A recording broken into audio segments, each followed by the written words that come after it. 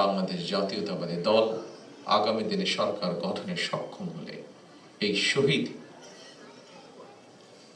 পরিবার যারা আছেন, জুলাই যোদ্ধা যারা আছেন, জুলাই আন্দোলনের যারা শহীদ পরিবার বা যোদ্ধা আছেন, তাদের যে কষ্টের কথাগুলো যে কয়জন ব্যক্তি, যে কয়জন মানুষ তুলে ধরেছেন কষ্টের কথাগুলো, এই কষ্টগুলোকে যাতে আমরা কিছুটা হলেও সমাধান করতে পারি। যাকে আমরা হারিয়ে ফেলেছি তাকে তো আমরা ফিরিয়ে আনতে পারবো না, কিন্তু যারা পেছনে রয়ে গিয়েছেন সেই পরিবারের সদস্যদের বিভিন্ন সুবিধা অসুবিধাগুলো যাতে দেখভাল করতে পারি এই মুক্তিযোদ্ধা মন্ত্রণালয়ের, কারণ তারাও একজন মুক্তিযোদ্ধা, তারাও আপনারা মুক্তিযোদ্ধা হিসাবে আপনারা গণ্য। 71 সালে এই দেশের মানুষ, মুক্তিযোদ্ধারা এই দেশের স্বাধীনতা অর্জনের জন্য জীবন দিয়েছিলেন, এই দেশের স্বাধীনতা অর্জনের জন্য যোদ্ধারা ত্যাগ স্বীকার করেছিলেন। ঠিক একইভাবে 24-এ যে যোদ্ধারা যুদ্ধ করেছেন তারা স্বাধীনতা সার্বভৌমত্ব রক্ষার যুদ্ধ করেছেন। স্বাধীনতা সার্বভৌমত্ব অর্জিত হয়েছিল 71 সালে, তাকেই আবার রক্ষা করা হয়েছে 2024 সালে। সেজন্যই মুক্তিযোদ্ধা মন্ত্রণালয়ের মধ্যে আমরা আরেকটি ডিপার্টমেন্ট তৈরি করব, যাদের দায়িত্ব হবে এই মানুষগুলো দেখবে। দেশের মানুষের দৃষ্টিশক্তিকে সুরক্ষিত রাখার প্রত্যয় নিয়ে এলো সেফ এলইডি লাইট। শহীদ পরিবারের সদস্যদের সাথে আমার এই প্রথম সরাসরি কথা বলার সুযোগ হয়েছে। দয়া করে আমাকে দুটো সুযোগ দিলে, 2 মিনিট দিলে আমি আপনাদের সামনে আমার 2টি কথা তুলে ধরতে চাই। বিসমিল্লাহির রহমানির রহিম।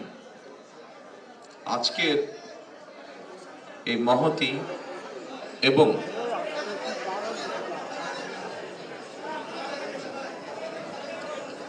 এই মর্মস্পর্শী অনুষ্ঠানের সম্মানিত সভাপতি জনাব নজরুল ইসলাম খান, মঞ্চে উপস্থিত গণতন্ত্রের অন্যতম সংগ্রামী নেতা জনাব রুহুল কবির রিজভী, এবং আমার সামনে উপস্থিত 24-এর জুলাই শহীদ পরিবারের সদস্যবৃন্দ, জুলাই যোদ্ধা আহত মুক্তিযোদ্ধা বৃন্দ এবং সাংবাদিক প্রিয় ভাই ও বোনেরা, আসসালামু আলাইকুম।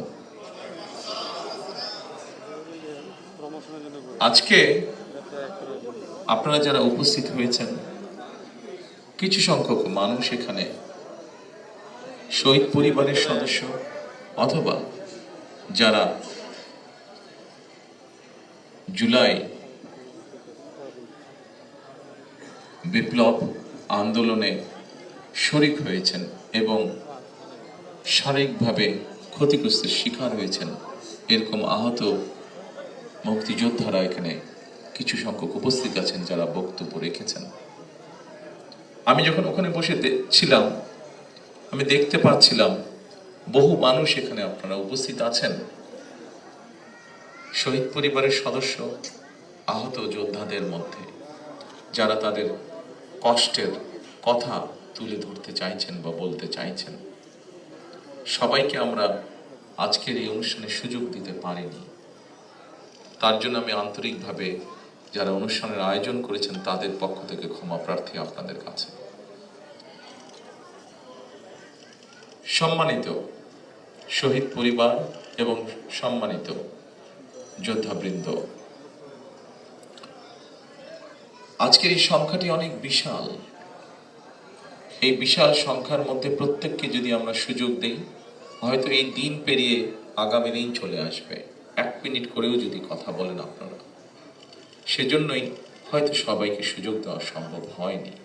তবে সংক্ষেপে আজকের সভাপতি ওনার বক্তব্যে একটি কথা তুলে ধরেছেন। আপনারা যখন কথা, আপনাদের কষ্টের কথা, ব্যথার কথা, ত্যাগের কথা বলার জন্য ব্যাকুলভাবে সকলের দৃষ্টি আকর্ষণের চেষ্টা করছিলেন, অস্থিরভাবে প্রকাশ করছিলেন নিজের মনের কষ্টের কথা, তখন আমি এবং নজরুল ইসলাম খান সাহেব বসে একটি সিদ্ধান্ত গ্রহণ করেছি, যা উনি আপনাদের সামনে তুলে ধরেছেন। বাংলাদেশ জাতীয়তাবাদী দল বিএনপি এর আগে যখন দেশ পরিচালনার দায়িত্বে ছিল, তারা মুক্তিযুদ্ধ মন্ত্রণালয় নামক একটি মন্ত্রণালয় তৈরি করেছে, যা 1971 সালে যারা মুক্তিযুদ্ধে শহীদ হয়েছেন, আহত হয়েছেন, অর্থাৎ এক কথায় মুক্তিযোদ্ধা পরিবারদের কল্যাণ তারা দেখভাল করে থাকে। আমরা সিদ্ধান্ত নিয়েছি যে ইনশাল্লাহ বাংলাদেশের মানুষের সমর্থনে বাংলাদেশ জাতীয়তাবাদী দল আগামী দিনে সরকার গঠনে সক্ষম হলে এই শহীদ পরিবার যারা আছেন, জুলাই যোদ্ধা যারা আছেন, জুলাই আন্দোলনের যারা শহীদ পরিবার বা যোদ্ধা আছেন, তাদের যে কষ্টের কথাগুলো যে কয়জন ব্যক্তি, যে কয়জন মানুষ তুলে ধরেছেন কষ্টের কথাগুলো, এই কষ্টগুলোকে যাতে আমরা কিছুটা হলেও সমাধান করতে পারি।